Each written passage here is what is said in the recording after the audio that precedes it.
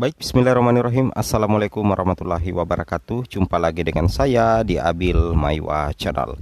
Jadi teman-teman, channel ini adalah merupakan channel pendidikan tempat kita berbagi tentang aplikasi pendidikan, Microsoft Office, serta tips dan trik komputer.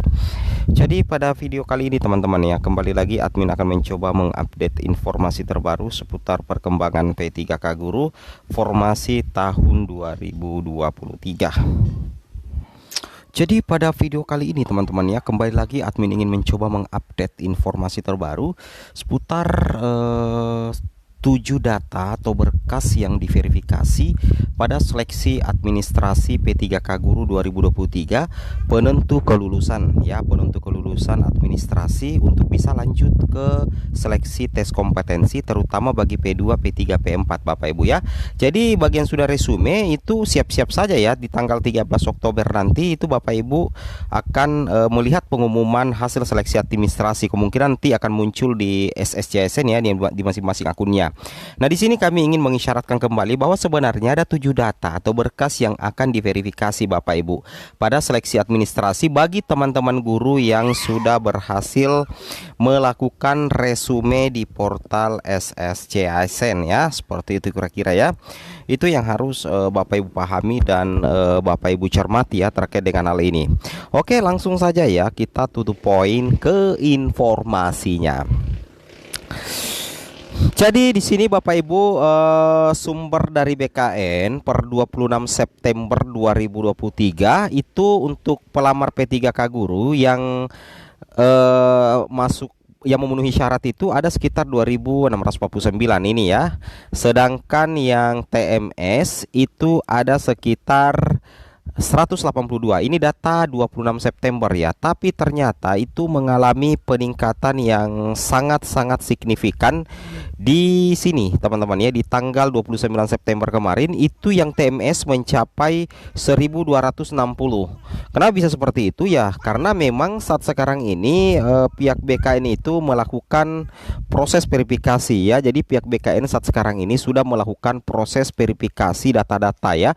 Cuman pengumumannya nanti itu dilaksanakan pada tanggal 13 September ya. Seperti itu kira-kira ya. Itu yang wajib Bapak Ibu pahami dan Bapak Ibu cermati ya terkait dengan hal ini ya. Oke, nah sekarang kita lihat di sini ya. Bayangkan yang TMS ini ada sekitar 1.260 Bapak Ibu. Ada 1.260 yang TMS. Ini banyak sekali dan nantinya pengumumannya itu akan dilakukan pada tanggal 13 Oktober.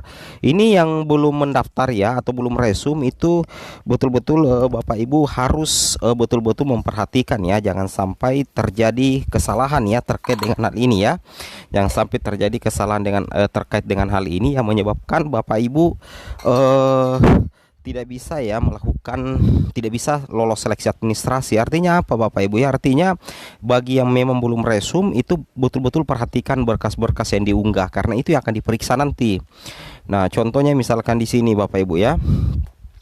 Misalkan ini kita lihat ya, jangan buru-buru mendaftar. Ini yang kemarin ya. Pastikan dokumen sudah sesuai dengan format ketentuan ya. Itu cek secara berkala, secara detail apapun yang berkaitan dengan pendaftaran. Jangan terburu-buru karena apabila sudah terdaftar data tidak dapat diedit kembali. Jangan salah menempatkan ketika mengunggah dokumen. Misalnya yang diminta kakak tapi yang terupload malah surat lamaran. Nah, ini yang menyebabkan terjadinya TMS Bapak Ibu ya pada saat pengumuman seleksi administrasi. Jadi kalau Bapak Ibu TMS, Bapak Ibu tidak bisa lanjut ke tes kompetensi atau tes CAT BKN terutama bagi P2, P3, P4. Pastikan dokumen diupload jelas. Jadi ingat, jangan asal upload. Usahakan file yang diupload itu betul-betul jelas dibaca, tidak buram dan mudah dibaca. Kualifikasi pendidikan tidak sesuai, pastikan sesuai Bapak Ibu ya. Nah, itu ya.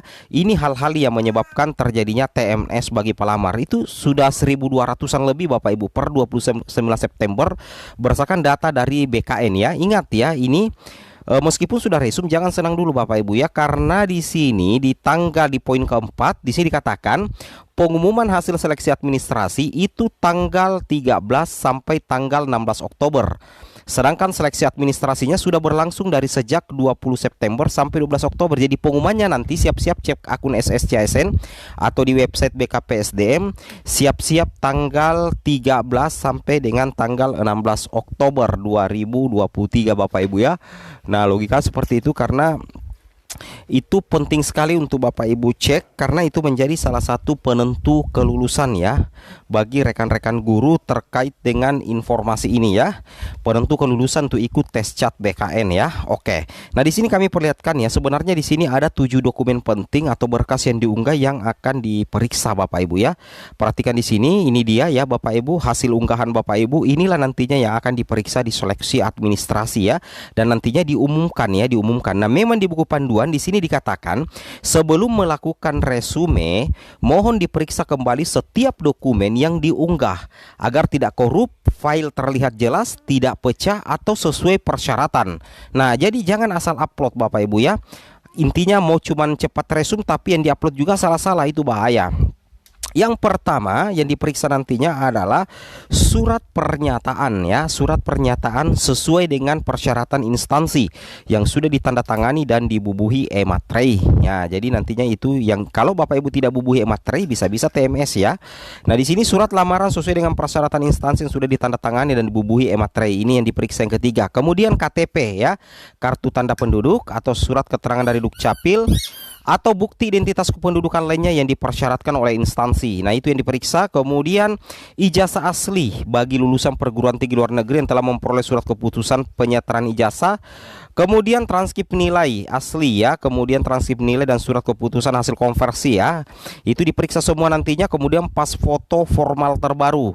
Nah, nantinya itu diperiksa semua. Kemudian surat keterangan disabilitas Bapak Ibu ya. Ingat itu diperiksa semua. Yang jelasnya dokumen yang Bapak Ibu unggah, atau upload di SSCSN, itulah nantinya yang akan diverifikasi. Kemudian data-data yang Bapak isikan, itulah nantinya yang akan diverifikasi. Ingat, bukan persoalan benar salahnya dokumen yang Bapak Ibu unggah, tetapi yang menjadi penyebabnya itu apabila dokumen Bapak Ibu unggah itu tidak jelas dibaca atau salah penempatan. Misalkan disuruh upload KK yang diupload adalah KK, ternyata yang justru terupload adalah surat lamaran. Itu sudah terjadi kesalahan Bapak ya, itu terjadi kesalahan dan sangat berbahaya ya untuk kedepannya.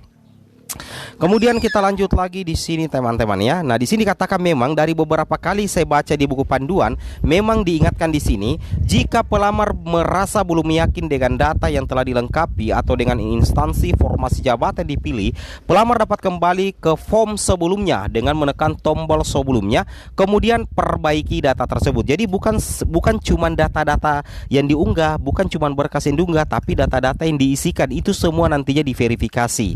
Pada tahap ini peserta harus memeriksa kembali seluruh data yang sudah diinput pada sistem. Pastikan tidak ada data yang salah input dan juga seperti ini ya. Nah, di sini kita lihat ya. Nah, ini berikutnya lagi. Nah, memeriksa kembali dokumen sudah diunggah sebelumnya dan memilih tombol sebelumnya. Setelah pelamar yakin tidak ada kesalahan lagi, maka pelamar dapat menandai checklist seluruh kotak yang ada pada tampilan tersedia. Jadi nanti Bapak Ibu mengakhiri pendaftaran, apabila data yang diisi, berkas yang diunggah itu sudah tidak ada lagi kesalahan. Jika seluruh kotak telah selesai ditandai, pelamar kemudian tandai kotak pernyataan dan menekan tombol berwarna merah akhiri proses pendaftaran. Dengan mengklik tombol tersebut, pelamar bersedia menanggung akibat hukum apabila data peserta tidak sesuai dokumen. Jadi kalau misalkan Bapak Ibu mengakhiri proses pendaftaran, kemudian banyak data yang salah, dokumen yang salah unggah atau tidak jelas atau modelnya gambarnya pecah, itu memungkinkan Bapak Ibu TMS seperti itu. Tapi mudah-mudahan saya tidak ya, mudah-mudahan saya tidak. Tapi ingat ya, pengumuman seleksi administrasinya itu dimulai tanggal sini ya, tanggal 13 Oktober ya. Mudah-mudahan semuanya lulus seleksi administrasi nantinya ya. Kalau misalkan Bapak Ibu tidak lulus seleksi administrasi, masih ada waktu untuk melakukan sanggahan di tanggal 17 hingga 19 Oktober 2023. Ada pengumuman finalnya nanti tanggal 20 sampai 26 Oktober 2023. Nah, nanti Bapak Ibu lulus seleksi administrasi, barulah Bapak Ibu ikut tes CAT BKN bagi P2, P3 dan P4. Bagi P1 itu menunggu penempatan. Oke, sekian dan terima kasih. Assalamualaikum warahmatullahi wabarakatuh.